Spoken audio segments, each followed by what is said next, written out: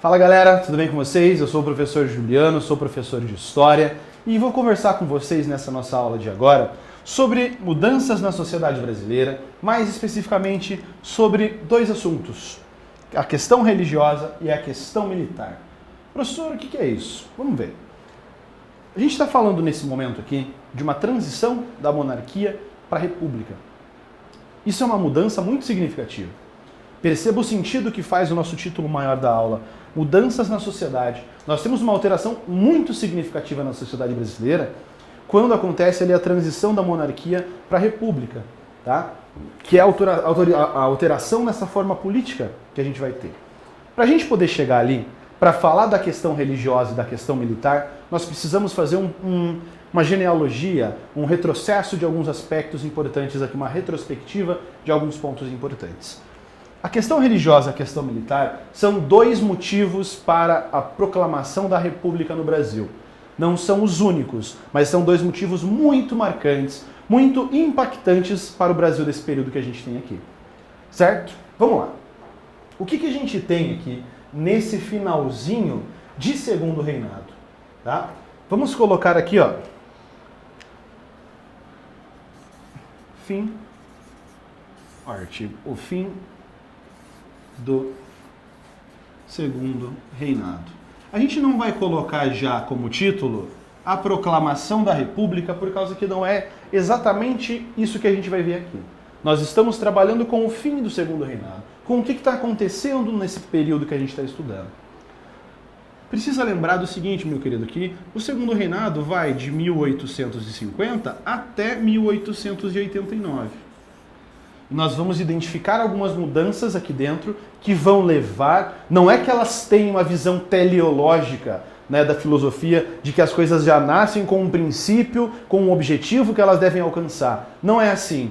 O que vai acontecer aqui é o seguinte, são fatos da história do Brasil que, reunidos, fazendo esse amálgama, essa mistura toda, vai causar a proclamação da República. E a gente vai relembrar alguns pontos importantes aqui. Vamos lá?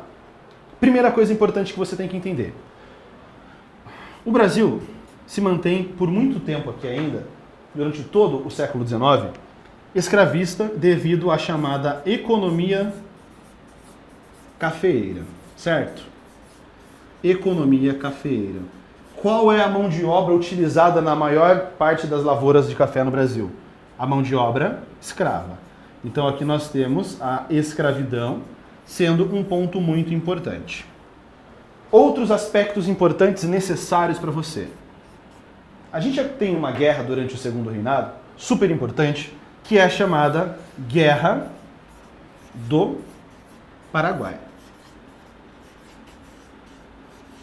O que foi a Guerra do Paraguai? Um conflito da Tríplice Aliança contra o Paraguai. É assim que esse assunto é estudado, por exemplo, no próprio Paraguai. Eles não falam Guerra do Paraguai no Paraguai. Não faz sentido, né? Falam a Guerra da Tríplice Aliança contra o Paraguai, por exemplo. O que a Guerra do Paraguai tem a ver com o fim do segundo reinado?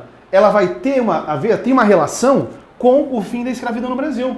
Já parou para pensar nisso?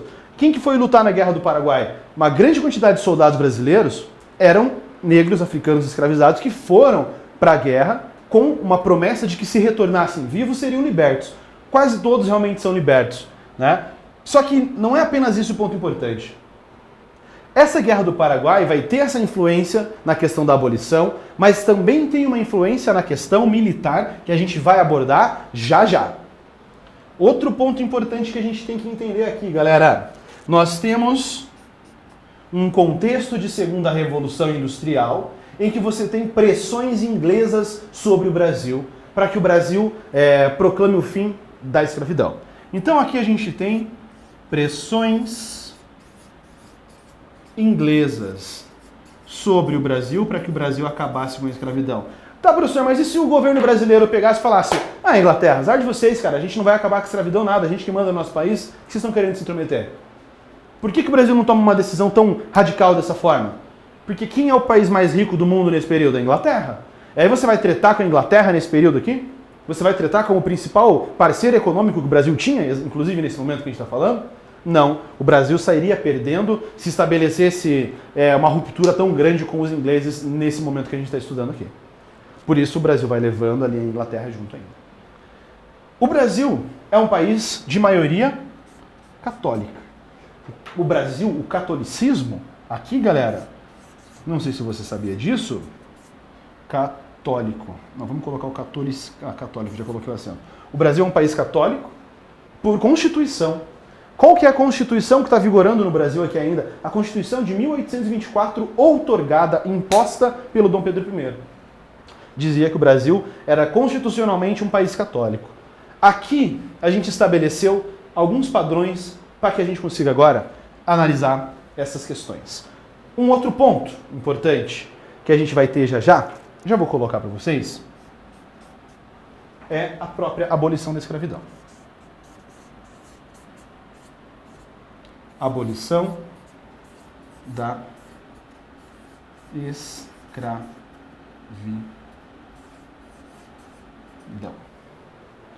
Isso tudo, esses todos são fatores importantes que vão auxiliar, que se somando de uma maneira ou de outra, vão culminar no fim do Segundo Reinado, vão acabar com a monarquia brasileira e temos aqui as condições para que a república seja implantada.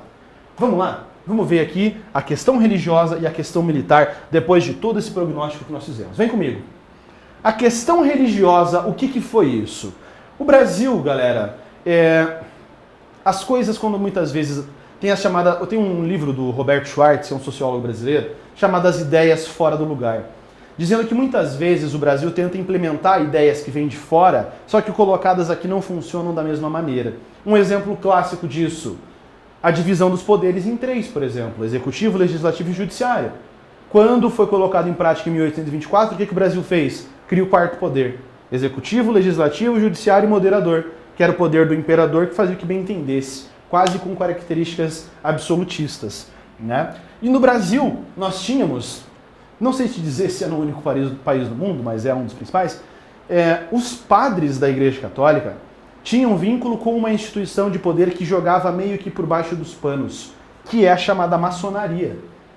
A maçonaria está influente na monarquia brasileira, na proclamação da República, e durante todo o período republicano nós temos uma influência da maçonaria, que é um grupo de ajuda mútua que existe ali. A gente não vai entrar em detalhes para falar sobre isso, tá?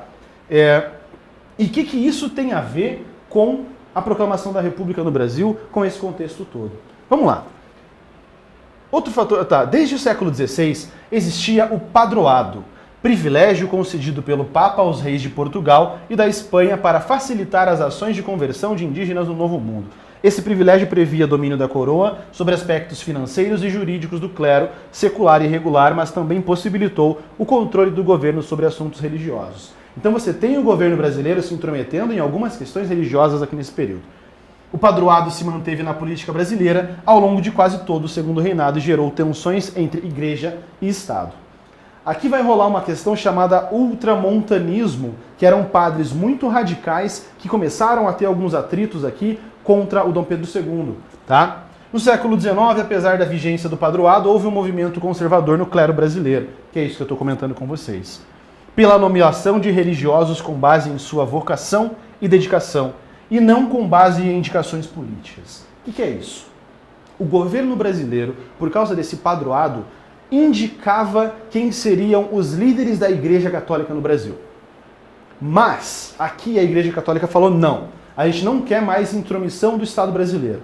O padre vai assumir o poder por causa dos seus feitos e não por causa de uma indicação política. E aí nós temos uma questão religiosa, temos um atrito sendo gerado entre o governo brasileiro e a Igreja Católica. Você precisa lembrar que após a abolição da escravidão, o Dom Pedro II já perdeu o apoio dos fazendeiros, que era quem sustentava a economia brasileira. Aqui ele está começando a perder o apoio da Igreja Católica. Vejam, o último parágrafo aqui para a gente ver um detalhe bem importante. Esses religiosos de princípios mais severos se opunham a outras religiões e cultos no Brasil, inclusive a maçonaria. Esses padres do ultramontanismo começam a criticar a Igreja Católica brasileira e falar: o Brasil tem que parar de achar que a Igreja Católica pode se misturar com essas outras seitas. E eles enquadram a maçonaria nesse grupo de seitas. E no Brasil nós tínhamos padres maçons. A maçonaria e a Igreja Católica tinham um vínculo. E a maçonaria tinha muito poder político, galera.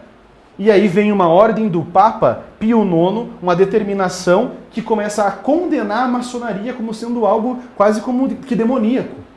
E aí, nesse processo que a gente está falando aqui, a maçonaria tem muita força no Brasil. E aí você tem um rompimento de vínculos entre ali Igreja Católica, maçonaria e o Dom Pedro II, e é o que consideramos então como uma questão religiosa. O que foi então a chamada questão militar? Aqui é só uma imagenzinha, um textozinho sobre o Papa falando exatamente isso que eu comentei com vocês. A questão militar é o seguinte: depois da Guerra do Paraguai, os militares se sentiram desprivilegiados na política brasileira.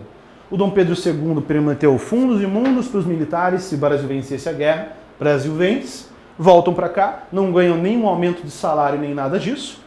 E aí a moral do Dom Pedro II com os militares já não era das boas. E ainda, você tem que lembrar que o positivismo é uma vertente filosófica que estava inserida dentro do exército brasileiro. E o positivismo não considerava uma monarquia uma boa forma de governar. Os positivistas consideravam a república a melhor forma de governo. Uma república tecnocrática com um líder importante, estudioso sobre política para governar o país, né? Então, isso vai fazer com que o exército vá também entrando em conflito com o Dom Pedro II. Então, o cara já perdeu o apoio dos cafeicultores, perdeu o apoio da Igreja Católica, e agora ele está perdendo apoio do exército. Quem que vai ter apoio? De quem que ele vai conseguir trazer para o seu lado para se manter no poder? Não tem o que Dom Pedro fazer.